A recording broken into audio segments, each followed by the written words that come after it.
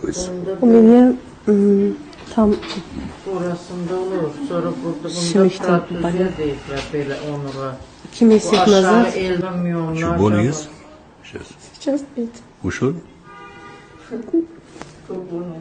Allah şifa verecek. Как сейчас? Хорошо? Cizlerini не смогли перекинуть.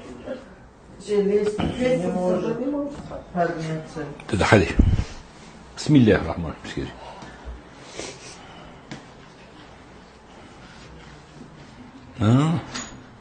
Hanım.